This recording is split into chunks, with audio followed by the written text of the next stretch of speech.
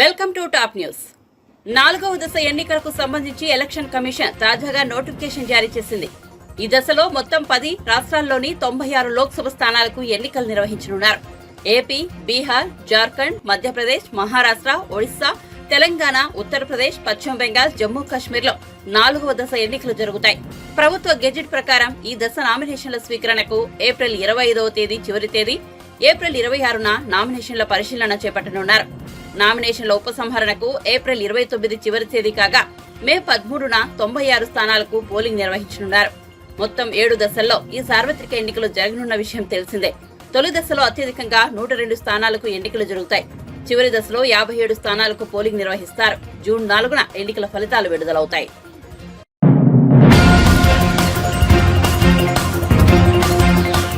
సినీ నటుడు Raghubabu car ఢీకొనడంతో BRS నాయకుడు సందినేని జనార్దన్ రావు దుర్మరణం చెందారు. నార్కట్పల్లి అద్దంకి రహదారిపై నల్గొండ జిల్లా కేంద్రంలో ఈ ప్రమాదం జరిగింది. పోలీసులు తెలిపిన వివరాల ప్రకారం బీఆర్ఎస్ నల్గొండ పట్టణ కార్యదర్శి సందినేని జనార్దన్ రావు అక్కడి శ్రీనగర్ కాలనీలో ఉంటున్నారు. బుధవారం సాయంత్రం జనార్దన్ రావు వాకింగ్ కోసం సమీప లెప్రసీ కాలనీలో ఉన్న తన వ్యవసాయ క్షేత్రానికి బైక్ పై బయలుదేరారు. వ్యవసాయ క్షేత్రం వద్ద యూటర్న్ తీసుకుంటున్న తరుణంలో హైదరాబాద్ నుంచి గుంటూరుకు కారు స్వయంగా నడుపుతూ వెళ్తున్న రఘుబాబు వెనుక నుంచి బైక్ నుండి కొట్టారు. దీంతో జనార్దన్ రావు ఎగిరి డివైడర్ పై పడ్డారు. తల, ఛాతీ భాగంలో బలమైన గాయాలై అక్కడికక్కడే మృతి చెందారు. జనార్దన్ రావు భార్య నాగమణి ఫిర్యాదు మేరకు రఘుబాబును అదుపులోకి తీసుకుని కేసు నమోదు చేసినట్లు పోలీసులు తెలిపారు. అనంతరం పూచీకత్తుపై షరతులతో కూడిన బెయిల్ మంజూరు చేసినట్లు చెప్పారు.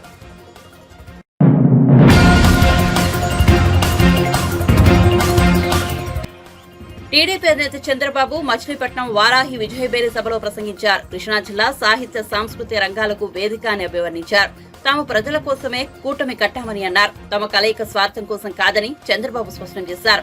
ప్రజలు కూడా తమకు అండగా నిలవాలని పిలుపునిచ్చారు. గతంలో మంత్రులుగా పనిచేసిన 2 నానీలు ఈ జిల్లాకు చెందినవారేనని వ్యాఖ్యానించారు. ఒకడు బూతుల నాని, మరొకరు రీతుల నాని అని ఎద్దేవా చేశారు. ఇక్కడ ఉండే నీతుల నాని మాట్లాడితే 2 చెప్పులు తీసుకుని కథలుగా చూపిస్తుంటాడని అన్నారు. నీతుల నాని నీకు పదవి ఇచ్చింది పవన్ కళ్యాణ్ నన్ను తిట్టడానికా అని ప్రశ్నించారు. ఇక్కడున్నాడు ఈ నీతుల నాని, మాట్లాడితే చెప్పు తీసుకొని 2 చెప్పులు తీసుకొని కథలుగా చూపిస్తా ఉంటాడు. నేను అడుగుతున్నా, నీతుల నాని నీకు పదవి ఇచ్చింది పవన్ కళ్యాణ్ తిట్టడానికా అని అడుగుతున్నా, నన్ను తిట్టడానికా అని అడుగుతున్నా.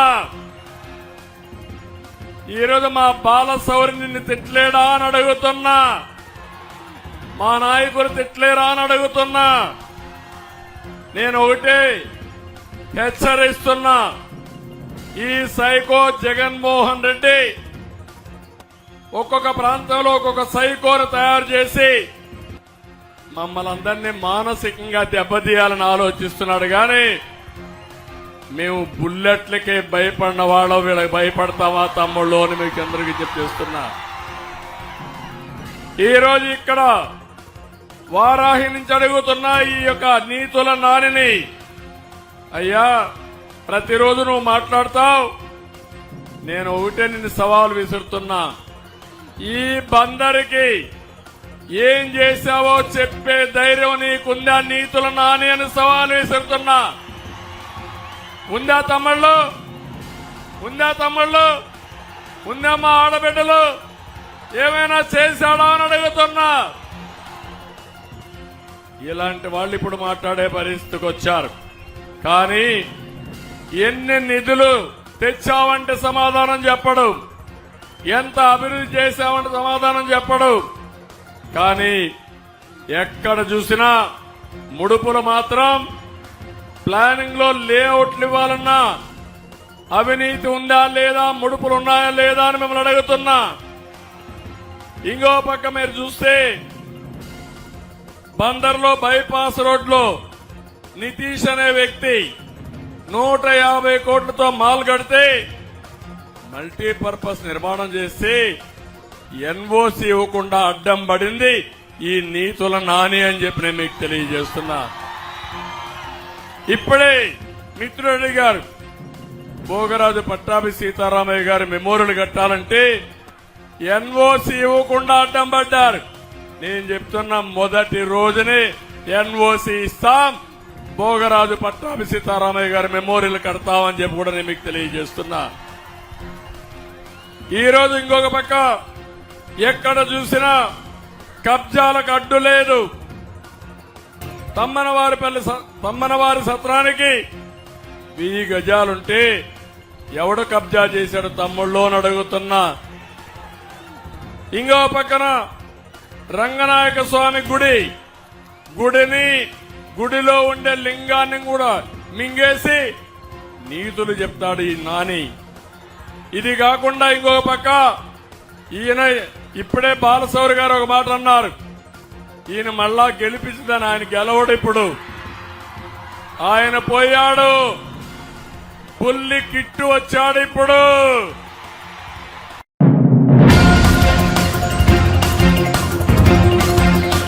కృష్ణా జిల్లా మచిలీపట్నంలో వారాహి విజయబేరి సభలో జనసేనాని పవన్ కళ్యాణ్ ప్రసంగిస్తూ భారతదేశానికి జాతీయ పతాకం అందించిన పింగళి వెంకయ్యను స్మరించుకుంటున్నానని తెలిపారు.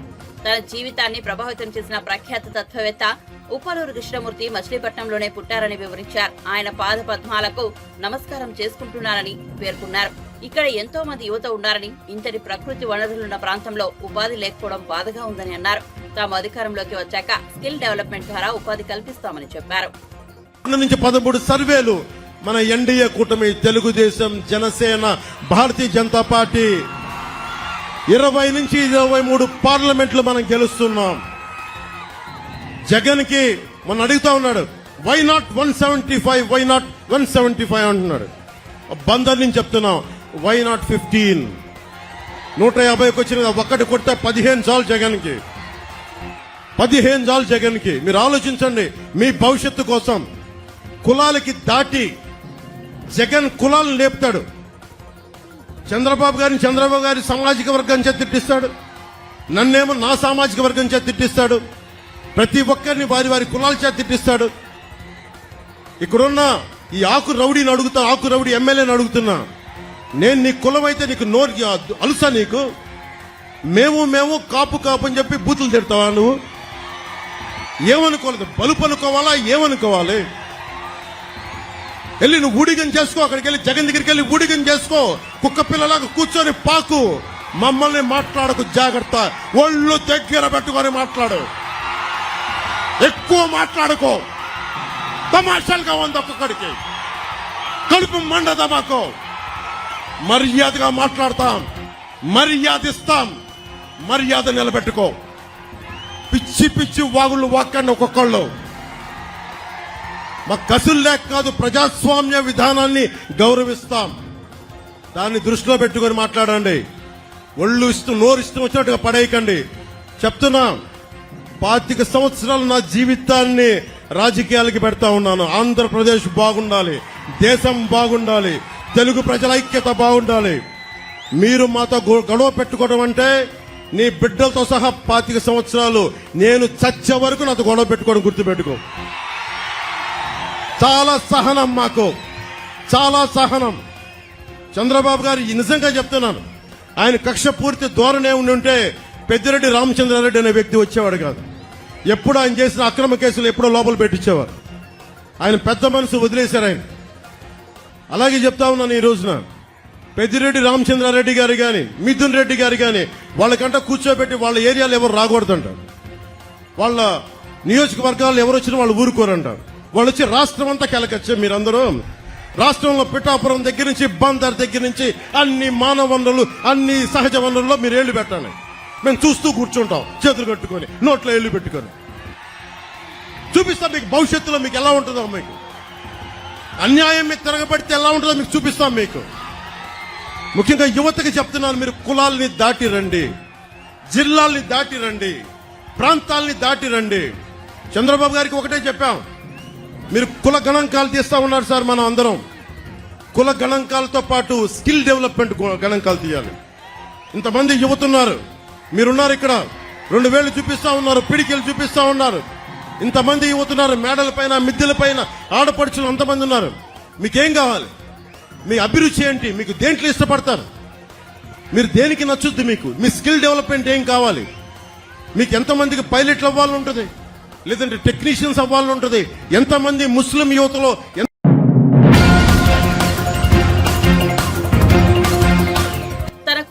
రాహిల్ పై అక్రమంగా కేసులు పెట్టి మానసిక క్షోభకు గురి చేస్తున్నారని నిజామాబాద్ జిల్లా బోధన్ మాజీ ఎమ్మెల్యే షకీల్ ఆవేదన వ్యక్తం చేశారు. ఈ మేరకు ఓ వీడియో సందేశం విడుదల చేశారు. డీసీపీ విజయ్ కుమార్ రాజకీయ కక్షతోడో మరే విధంగానూ తమను హింసిస్తున్నారని ఆరోపించారు. జూబ్లీహిల్స్ ఘటనను సిట్టింగ్ జడ్జితో విచారణ జరపాలని కోరారు. కేసు విచారణ పారదర్శకంగా జరిపించాలని సీఎం రేవంత్ రెడ్డికి విజ్ఞప్తి చేశారు.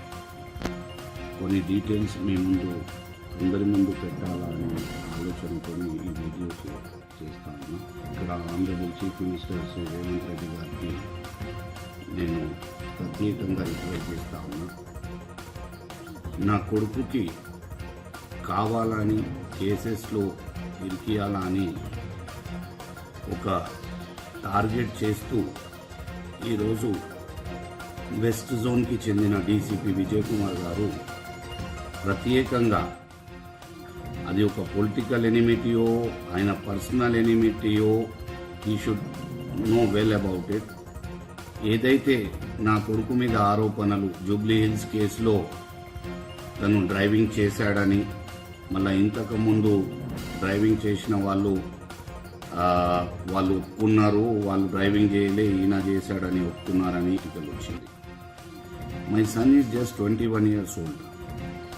అయినా ఏమైనా తప్పు చేసి క్రైమ్ చేస్తే లా ఉంది, జ్యుడిషియల్ పరంగా ఆయనని హ్యాంగ్ చేస్తే కూడా నాకు ఇబ్బంది లేదు. కానీ ఆయన చెయ్యని తప్పుకి మీరు ఏదైతే ఆయనకు ఫాల్స్ఫుల్లీ ఇంప్లికేట్ చేస్తున్నారో అది నా మీద దుష్మనితోని కానీ, నా పొలిటికల్ ఎనిమిటీ కానీ, ఆ విజయ్ కుమార్ గారికి పర్సనల్ ఎనిమిటీ నా మీద ఏమున్నదో ఆయన స్పష్టంగా ఈరోజు చెప్పాలా. దీంట్లో ట్రాన్స్పరెంట్ ఎంక్వైరీ మీరు జరగాల. ఎవరు డ్రైవింగ్ చేస్తున్నారంటే మీరు ఇమీడియట్గా సిబిఐ ఎంక్వైరీ ఇవ్వండి. లేకపోతే ఆనరబుల్ సిట్టింగ్ జడ్జ్ ఆఫ్ హైకోర్టుతోని మాకు టోటల్ ఫేత్ ఉంది జ్యుడిషియరీలో. Honourable sitting judge of Telangana high court ఎవరినైనా మీరు సిట్టింగ్ జడ్జ్తోని ఎంక్వైరీ చేపియండి. దీంట్లో ఫ్యాక్ట్స్ ఏమున్నాయంటే my son was not at all driving the car. It is totally, they are trying to implicate him falsely. ఏదైతే ఇంతకు ముందు ఆ కేసులో ఆల్రెడీ ఛార్జ్ షీట్ వేయడం జరిగింది, విట్నెసెస్ ట్రయల్ మీద ఉన్నాయి. ఆ రోజు ఎంక్వైరీ చేసిన కమిషనర్ గారు సివి ఆనంద్ గారు, he was a Hyderabad police commissioner. Deputy కమిషనర్గా జోయల్ డేస్ గారు ఉన్నారు.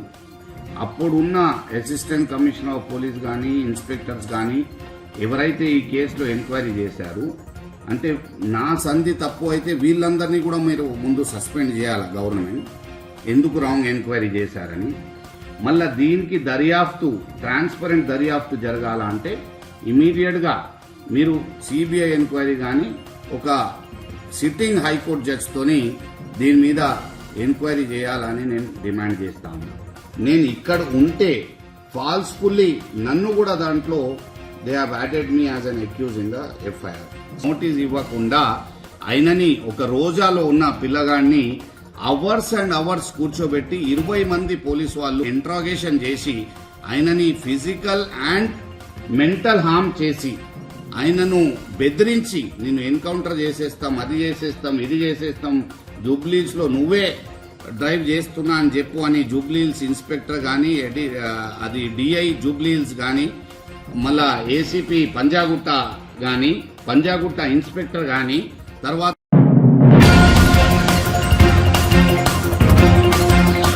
వేల కోట్ల నల్లధనాన్ని బాండ్ల రూపంలో సేకరించి బీజేపీ రాజకీయ లబ్ధి కోసం వినియోగించుకుందని మంత్రి పొన్నం ప్రభాకర్ ఆరోపించారు. హనుమకొండ జిల్లా పెంచికల్పేట గ్రామంలో శ్రీరామనవమి వేడుకల్లో ఆయన పాల్గొని ప్రత్యేక పూజలు చేశారు. అనంతరం మీడియాతో మాట్లాడుతూ శరత్ చంద్రారెడ్డి 500 కోట్ల బాండ్ల రూపంలో విరాళంగా ఇవ్వడంతో లిక్కర్ కేసులో ఆయనకు బెయిల్ వచ్చిందన్నారు.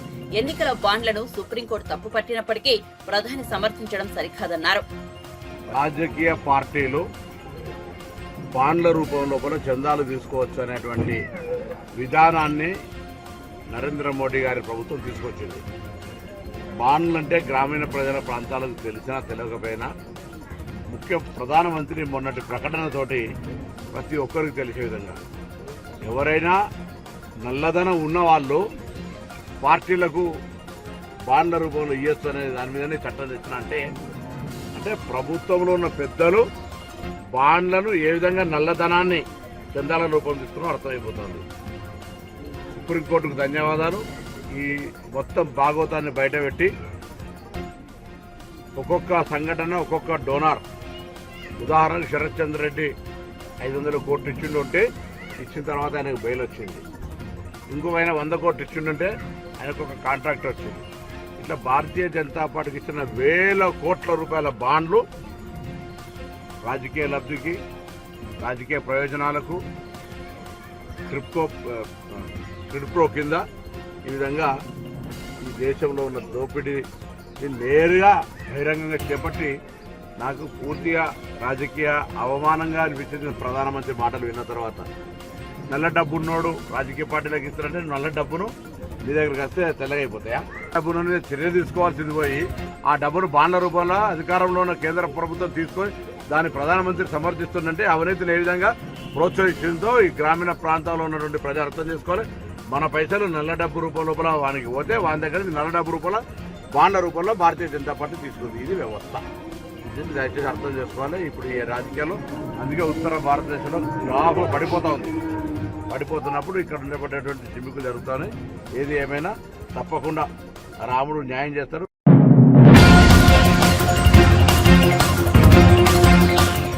బీజేపీని ఎదుర్కోలేక బీఆర్ఎస్ కాంగ్రెస్ పార్టీలు ఒక్కటవుతున్నాయని బీజేపీ ఓబీసీ మోర్చా జాతీయ అధ్యక్షుడు ఎంపీ డాక్టర్ లక్ష్మణ్ ఆరోపించారు. బీఆర్ఎస్ అంటే అహంకారం, కాంగ్రెస్ అంటే అబద్దాలు, బీజేపీ అంటే అభివృద్ధి అంటూ చెప్పుకొచ్చారు. పార్లమెంట్ ఎన్నికల్లో ప్రజలను మభ్యపెట్టేందుకు కాంగ్రెస్ రుణమాఫీ ఎత్తుగడ వేస్తోందని అన్నారు. ఆగస్టు 15 వరకు 2 లక్షల రైతు రుణమాఫీ చేస్తామంటూ సీఎం రేవంత్ రెడ్డి మాట్లాడుతున్నారని, ప్రజలను మళ్లీ మోసం చేసేందుకు ప్రయత్నిస్తున్నారని అన్నారు. మంగళవారం ఆయన బీజేపీ రాష్ట్ర కార్యాలయంలో ఆ పార్టీ రాష్ట్ర నేతలు ఎన్వి సుభాష్, మాధవి, కిషోర్ రెడ్డిలతో కలిసి విలేకరులతో మాట్లాడారు. మరి ఇవాళ ఉత్తర భారతాన తుడిచిపెట్టుకుపోయిన కాంగ్రెస్ పార్టీ బీజేపీ గ్రాస్ పడిపోతుంది. వారు మాట్లాడుతున్నారు. కొంతమంది మీకు అనుకూలమైనటువంటి ఒక మీడియా సంస్థలు సోషల్ మీడియా ద్వారా ప్రచారం చేసి మీరేమి సాధించేది లేదని ప్రజలు ఇవాళ నిశ్చింతంగా మోదీ గారిని గెలిపించడానికి ఇవాళ ఎక్కడ పోయినా ఇవాళ శ్రీరామనవమి సందర్భంగా ఆ పండుగ వాతావరణంలో, పండుగ ఉత్సవంలో బీజేపీ నాయకులు కూడా జై శ్రీరామ్ అంటారు. కేటీఆర్ గారేమో జై శ్రీరామ్ అంటే కడుపు నిలుస్తుందని అంటే మాట్లాడుతున్నారు. రేపు మరి ఈ యొక్క జై శ్రీరామ్ను కాదన్నట్టు మీరు ఈ రకంగా మీరు రాజకీయంగా అధోగతి పాలు కాబోతున్నారో చాలా స్పష్టం కాబోతుంది. కాబట్టి రేపు నామినేషన్ ఎన్నికల ప్రక్రియ ప్రారంభమవుతుంది. తెలంగాణ రాష్ట్ర బీజేపీ కూడా నామినేషన్ ప్రక్రియను కూడా భారీ ఎత్తున ప్రతి అభ్యర్థి యొక్క నామినేషన్ కేంద్రం నుంచి మంత్రులు, బీజేపీ పాలిత రాష్ట్రాల ముఖ్యమంత్రులు, అదే రకంగా 19వ తేదీ నాడు రాష్ట్ర అధ్యక్షుడు కిషన్ రెడ్డి గారి నామినేషన్కు స్వయంగా రక్షణ శాఖ మంత్రి పాల్గొనడం ఒక వాతావరణం. ఆ రకంగా భారతీయ జనతా పార్టీ మరి ఈ నామినేషన్ ప్రక్రియను కూడా ఒక అవకాశంగా తీసుకొని భారీ ఎత్తున ఈ 17 స్థానాల్లో కూడా మరి కేంద్ర మంత్రుల ద్వారా లేదా వారి సమక్షంలో బీజేపీ పాలిత ముఖ్యమంత్రులు, వాళ్ళ రక్షణ శాఖ మంత్రి రాజ్నాథ్ సింగ్ గారు, లేదా మధ్యప్రదేశ్ ముఖ్యమంత్రి డాక్టర్ మోహన్ యాదవ్ గారు, ఇంకా అనేక మంది తరలి వస్తారు. ఈ సందర్భంగా కూడా భారీ బహిరంగ సభల ద్వారా, భారీ ర్యాలీల ద్వారా ఈ నామినేషన్ ప్రక్రియ కూడా కొనసాగుతుందని చెప్పి కూడా ఈ సందర్భంగా తెలియజేస్తారు.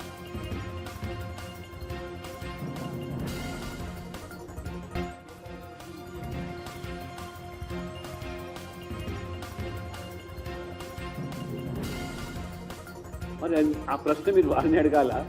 మరి భారతీయ జనతా పార్టీకి అంత మాకు ఆ గతి పట్టలేదు. మేము ఏదైనా రాజకీయంగానే ఎదుర్కొంటాం ఎవరినైనా.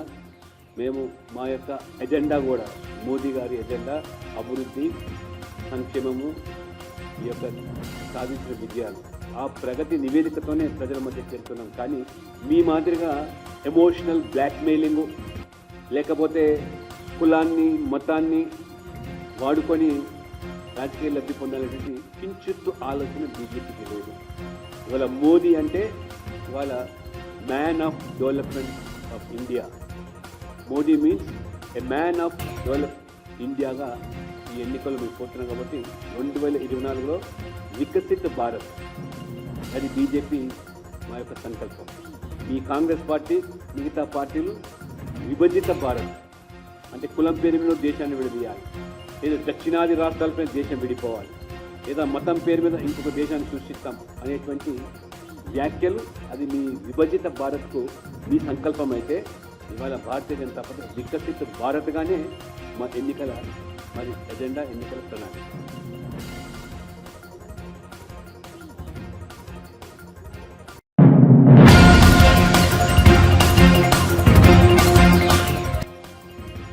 ఎన్నికల నోటిఫికేషన్ కు ఒక రోజు ముందు బుధవారం జీహెచ్ఎంసీ పరిధిలో సుమారు 5.41 లక్షల ఓటర్ల జాబితా నుండి తొలగించామని ప్రకటించడం ఆశ్చర్యానికి గురిచేసిందని PCC vice president G Niranjan అన్నారు. నకిలీ అడ్రస్లతో ఉన్న వారిని, చనిపోయిన డూప్లికేట్ ఓటర్లను తొలగించి ప్రక్షాళన చేస్తే మంచిదేనని తెలిపారు. అయితే ప్రక్షాళన పేరు మీద జాబితాలో అసలు ఓటర్ల పేర్లు గల్లంతయ్యే ప్రమాదం ఉందని బుధవారం ఒక ప్రకటనలో ఆందోళన వ్యక్తం చేశారు. ఇప్పుడు జాబితాలో తమ పేరు వెరిఫై చేసుకుని అందులో లేకపోతే ఎన్నికలకు ముందు నమోదు చేసుకునే అవకాశం కూడా లేదన్నారు. ఎన్నికల రోజున ఎదురయ్యే గందరగోళానికి ఎన్నికల సంఘం బాధ్యత వహించాలన్నారు. No party or candidate shall include in any activity which may aggravate existing differences or create mutual hatred or cause tension between different castes and communities, religious or linguistic. అని స్పష్టంగా మోడల్ కోడ్ ఆఫ్ కండక్ట్ లో, general conduct లో first point ఈ point ఉందన్నమాట కూడా మీకు మనం చేస్తూ ఉన్నాం. నరేంద్ర మోడీ గారు రామ మందిరం గురించి ప్రశ్నించినప్పుడు ఆయన ఏం చెప్పడం జరిగిందంటే,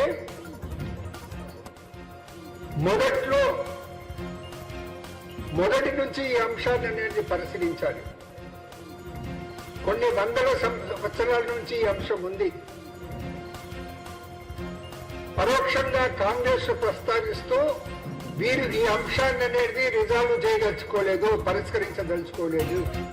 ఎందుకంటే దీని ఓటు బ్యాంక్ రాజకీయానికి వాడుకోవటానికి అనేది పరిష్కరించదలుచుకోలేదు. అందుకే వారు అనేది అప్పట్లోనే వారి గిట్ట దశాబ్దాల క్రితమే కోర్టులో పరిష్కరించకూనుకుంటే అప్పుడే రిజల్వ్ అయిపోయే మాట ఆయన చెప్పడం జరిగింది. అంతేకాదు ఇంకో విషయం చెప్పిండు. ఇప్పుడు అనేది కోర్టులో అనేది జడ్జిమెంట్ ఇచ్చే తరుణంలో జడ్జిమెంట్ రాకుండా చేసే ప్రయత్నం చేశారనే అలిగేషన్ ఆయన కాంగ్రెస్ మీద చేయటం జరిగింది. అది పూర్తిగా వాస్తవ విరుద్ధం అన్నమాట మనం చేస్తా ఉన్నాం. అసలు రామజన్మభూమి ఉన్నటువంటి అప్పట్లో బాబీ మస్జిద్ యొక్క ఆ తలుపులు తెరిచింది ఎవరు?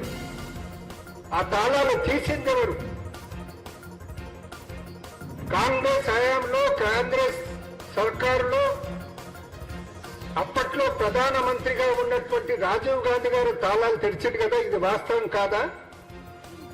ఆ వాస్తవాలు అనేది మర్చనేది ఈ రోజు అనేది కాంగ్రెస్ ఒక మతం ప్రజలను కాంగ్రెస్ కు వ్యతిరేకంగా మలచటానికి ప్రయత్నం చేస్తున్నాడు. కానీ ప్రజలు నమ్మరనే మాట కూడా నేను మనవి చేస్తా ఉన్నాను. ఆయన ఇంకొక మాట మాట్లాడారు.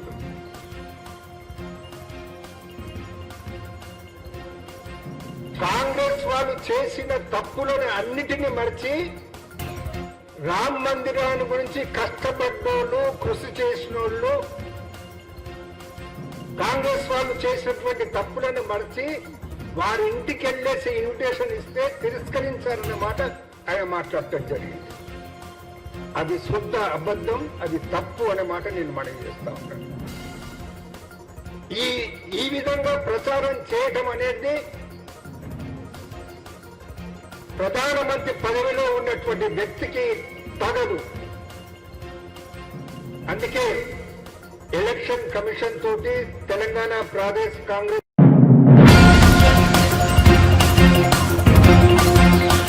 విజయవాడ నేత వంగవీటి రాధా తిరుపతి జిల్లా చంద్రగిరి విచ్చేశారు. చంద్రగిరి టీడీపీ అభ్యర్థి పులివర్తి నాని ఆధ్వర్యంలో బలిజ సామాజిక వర్గీయుల ఆత్మీయ సమావేశం జరిగింది. ఈ కార్యక్రమంలో రాధా ముఖ్య అతిథిగా పాల్గొన్నారు. తన తండ్రి దివంగత వంగవీటి రంగా చిత్రపటానికి నివాళులర్పించారు. పులివర్తి నానితో కలిసి బైక్ ర్యాలీలోనూ పాల్గొన్నారు. ఈ సందర్భంగా ఆయనను మీడియా పలకరించింది. చంద్రగిరి నియోజకవర్గంలో ఎప్పుడూ ప్రజలకు అందుబాటులో ఉండే నేత పులివర్తి నాని అని వంగవీటి రాధా స్పష్టం చేశారు. టీడీపీ, బీజేపీ, జనసేన కూటమి నేతలు, కార్యకర్తలు ప్రతి ఒక్కరూ పులివర్తి నాని గెలుపుకు తమ గెలుపు అని భావించి కృషి చేస్తున్నారని పేర్కొన్నారు. చంద్రగిరిలో పులివర్తి నాని గెలుపు తథ్యమని ధీమా వ్యక్తం చేశారు. 10 మంది వస్తారు, తర్వాత ప్రజలందరూ రోడ్డెక్కి తరిమి కొడతారు. ఇవాళ మనకి పులులు సింహాలు కాదు కావాల్సింది, ఒక సామాన్యుడికి అందుబాటులో ఉండే నాయకులు కావాలి. అలాంటి నాయకులు ఒక అయ్యన పాత్రుడు గారు. అలాంటి నాయకుడు ఎన్నుకోవాల్సిన బాధ్యత మనందరం తీసుకోవాలని చెప్పని కూడా మిమ్మల్ని అందరినీ కోరుకుంటా ఉన్నాం. ఒక పక్కన సంక్షేమం తరపున ఆడవాళ్ళకి అమ్మఒడి ఇచ్చానని చెప్పి అంటా ఉన్నారు, పేద పిల్లలకి డబ్బులు ఇచ్చానని చెప్పి అంటా ఉన్నారు. పిల్లలు చదువుకుంటారు, తర్వాత ఏం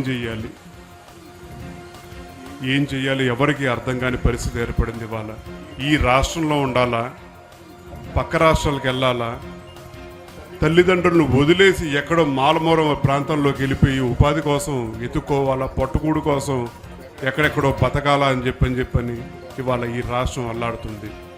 ఈ ప్రాంతం అతి ముఖ్యంగా అల్లాడుతుంది. ఈ ప్రాంతానికి ఉపాధి కల్పించే శక్తి, ఒక సామర్థ్యం ఉన్న నాయకుడు ఎవరని చెప్పంటే ఇక్కడ పార్లమెంట్ కింద నుంచుంటున్న ఒక సీఎం రమేష్ గారని చెప్పని కూడా మీ అందరి సభాముఖంగా తెలియజేస్తా ఉన్నాను. మీరందరూ ఎంతో విజ్ఞతతోటి ఆలోచించాల్సిన అవసరం ఉంది. ఈ ఎన్నికల్లో తప్పకుండా మన నాయకుల్ని మనం గెలిపించుకోవాలి. ఈ 2 పార్టీల నాయకులనే కాదు, ఈ 2 పార్టీల్ని నుంచోబెట్టి ఎంతో త్యాగం చేసిన ఒక జనసేన వాళ్ళు కూడా ప్రతి ఒక్కరిని మనం గుర్తుంచుకోవాల్సిన అవసరం ఉంది. ఆయన కళ్యాణ్ గారు ఇవాళ మద్దతు తెలియజేస్తున్నారని చెప్పంటే ఆయనకు ఒక పూర్తి నమ్మకం. ఆయన అభిమానులు కానీ, ఆయన కార్యకర్తలు కానీ, జన సైనికులు కానీ ఆయన మాట ఇస్తే తప్పకుండా ఎవరినైనా గెలిపించే సత్తా ఉందని చెప్పని తెలుసు కాబట్టే ఆయన ఈ కూటమికి మద్దతు ఇచ్చారు. ఇవాళ ఈ అనకాపల్లి ప్రాంతంలో 3 చోట్ల పోటీ చేస్తూ ఉన్నారు. ఈ కూటమి విజయం ఇవాళ కూటమి విజయం కిందే కాదు, ప్రజా విజయం కింద కూడా మనందరం చూపించాలి. ఈ ప్రజా బలం ఏంటో చూపించాలని చెప్పని కూడా మిమ్మల్ని అందరూ కోరుకుంటూ, జనం ముఖ్యమా లేదా జగన్ రెడ్డి ముఖ్యమా అని చెప్పని కూడా మీరందరూ ఆలోచించాలని చెప్పని కోరుకుంటూ, జన చైతన్యం వచ్చిందని చెప్పంటే, యువశక్తి ముందు కదిలి వచ్చిందని చెప్పంటే ఎవరినైనా సరే తిరిగి వెనక్కి బస్సు యాత్ర కాదు, ఏ యాత్ర అయినా సరే మళ్ళీ వెనక్కి తరిమి కొట్టే శక్తి ఉందని చెప్పని కూడా మీ అందరి తెలియజేయాలని చెప్పని కోరుకుంటూ, నాకు అయ్యన పాత్ర గారికి 2004 నుంచి పరిచయం. ఆయన ఎప్పుడు సరదాగా ఉంటారు, అందరికీ అందుబాటులో ఉంటారు. ఇది అలాంటి నాయకుడిని మనందరం గెలిపించుకున్న తర్వాత 5 సంవత్సరాల పాటు ఆయన మీ అందరి బాధ్యత తీసుకుంటారని చెప్పని కూడా కోరుకుంటూ, అలాగే ఆయన తర్వాత మా సోదరుడు విజయ్ ఉన్నాడు. ఈ కార్యక్రమానికి విజయ్ రమ్మని చెప్పని